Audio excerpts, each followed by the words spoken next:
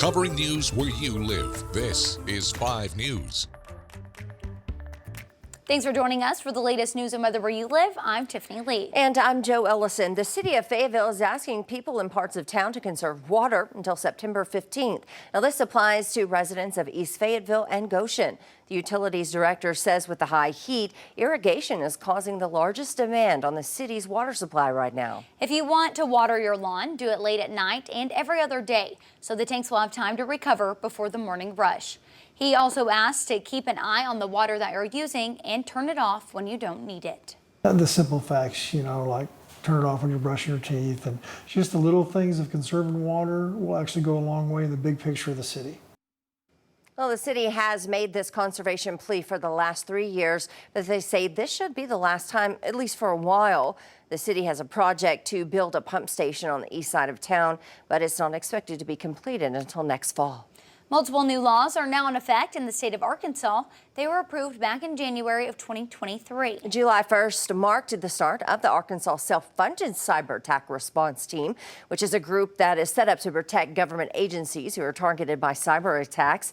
You'll also see a change to many state employees' salaries. The new law is setting apart different levels and titles for pay. If you want more information and a rundown of every law going into effect, you can text the word laws to the number on your screen and we'll send an article straight to your phone. Well, since the deadly shooting in Fordyce, Arkansas, Arkansans have come together to support the community with food drives, mental health resources, and other fundraisers.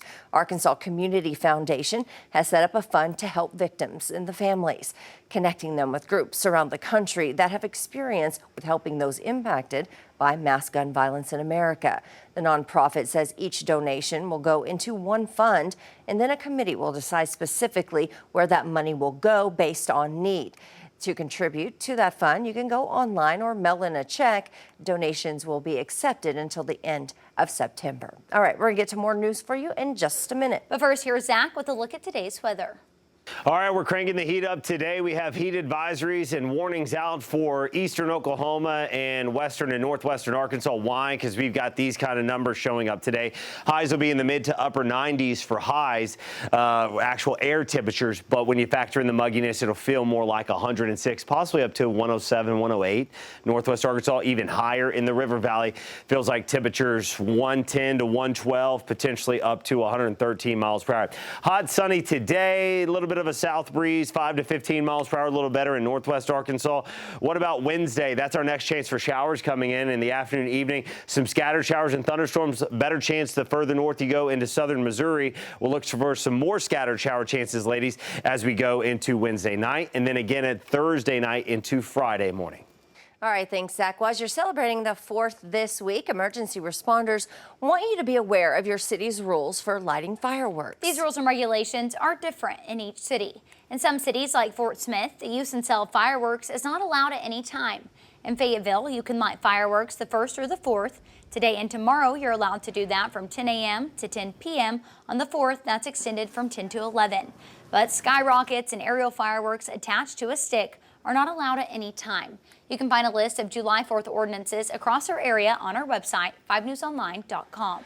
Well, no more worrying about forgetting lunch money. Students in Poto will now receive free breakfast and lunch for the next 4 years. 5 News reporter Lauren Spencer sat down with the superintendent and learned how this will impact families, as well as the state of food insecurity in Oklahoma. We definitely need this. Cafeterias that are quiet for the summer will soon be filled with chatter over chocolate milk and chicken nuggets that used to cost almost $3 a meal. A family situation might not be strong in the financial area, might have single parents or might have some unique situations. When you're talking 5 days a week, it adds up pretty quick. Starting in the fall semester, over 1,500 Poto students won't have to pay anything for their favorite school lunches, thanks to some assistance from a USDA program for the next 4 years. It'll be a huge win for us. Superintendent Scott Kempnick says the district has been on the program for as long as anyone can remember, until 2 years ago. Us being off of the last 2 years, it's been tough. We had our debt up to about $65,000 on unpaid lunch bills, and that's why getting it back is such a big deal. This comes as Oklahoma is the 5th most food insecure state. Food insecurity is being hungry and not knowing where that next meal is going to come from. More than 1 in 4 kids in LaFleur County are food insecure. Matt Jostis, Chief Development Officer for the Food Bank of Eastern Oklahoma, says this will guarantee some of those students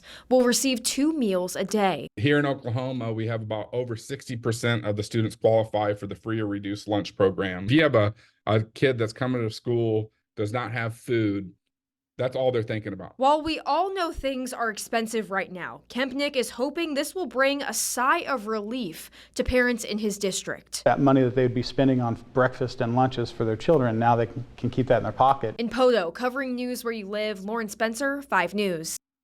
Those are some of your top headlines today. Thanks for joining us. Yeah, catch up with us here tomorrow for more. Have a great day.